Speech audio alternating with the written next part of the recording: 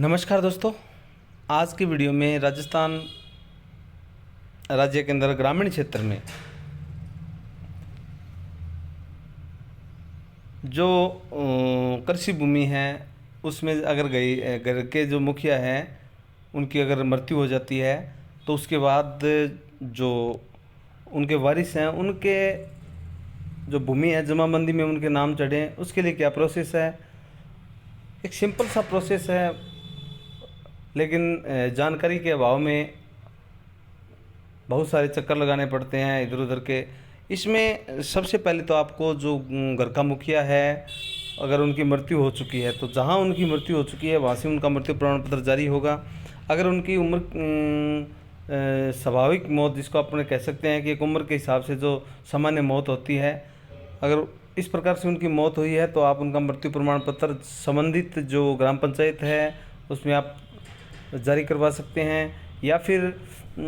किसी हॉस्पिटल में अगर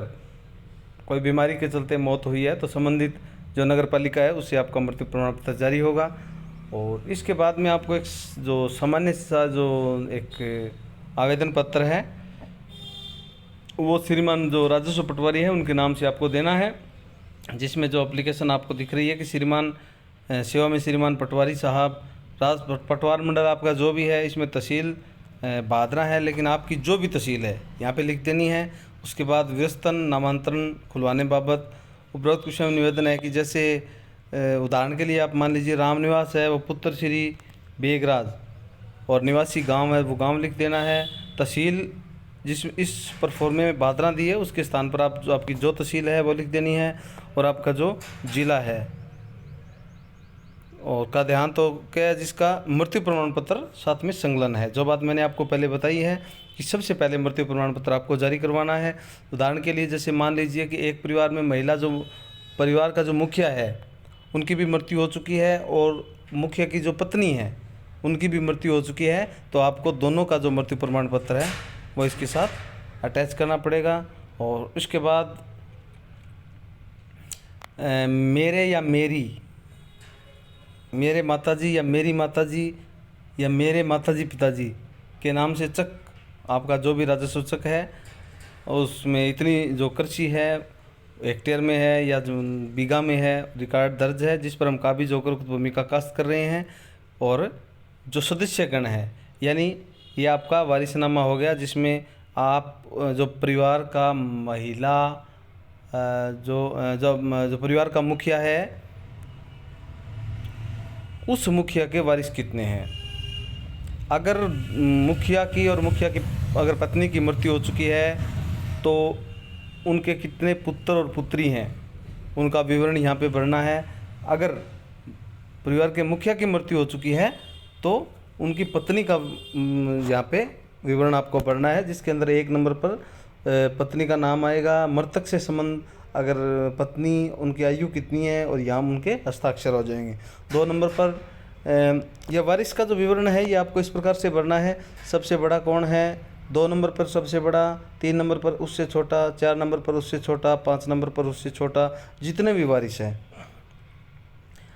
वारिस का यहाँ पे विवरण भर देना है। जैसे मुखिया की लड़की है और 4 नंबर पे है तो मान लीजिए उदाहरण के लिए उनका नाम शकुंतला, मृतक से संबंध जो पुत्री है, आयु कितनी है, हस्ताक्षर। तो इस प्रकार से प्रोफार्मा भरना है और इसके नीचे जो न्यायालय में कोई विवाद नहीं है इस प्रकार की एक आपको एप्लीकेशन है जिसमें आपका संबंधित वार्ड पंच, उदाहरण के लिए मान लीजिए आप 7 नंबर वार्ड में रहते हैं तो 7 नंबर वार्ड पंच के हस्ताक्षर होंगे और आपके सरपंच के हस्ताक्षर होंगे और जो सबसे नीचे हस्ताक्षर मोतबिरान, यानी इसमें आपके 10 आस पड़ोस के जो गवाह हैं उनके हस्ताक्षर होंगे और फिर आपको ये दस्तावेज है ये आपके संबंधित पटवारी को पेश करने हैं और उसके बाद जो आपकी जमाबंदी में जो नाम चेंज की कार्रवाई है वो शुरू हो जाएगी। तो इस प्रकार से बहुत सिंपल सा सिस्टम है और ये जो सब आपको जो मृत्यु प्रमाण पत्र है वो अटैच करने हैं और इसमें आपके जो जितने भी वारिस हैं उनके हस्ताक्षर करवाने हैं और नीचे 10 जो आपके गवाह हैं गवाह के तौर पर उनके हस्ताक्षर करवाने हैं। राजस्थान के सभी विभागों की लेटेस्ट अपडेट सामान्य नॉलेज की जो चीज़ें हैं वो इस चैनल पर डालता रहता हूँ। अगर आप इस चैनल पर नए हैं तो चैनल को सब्सक्राइब कर लें, और वीडियो अच्छा लगे तो लाइक व शेयर ज़रूर करें, जिससे ज़्यादा से ज़्यादा राजस्थान के सदस्य मेरे से जुड़ सकें। धन्यवाद।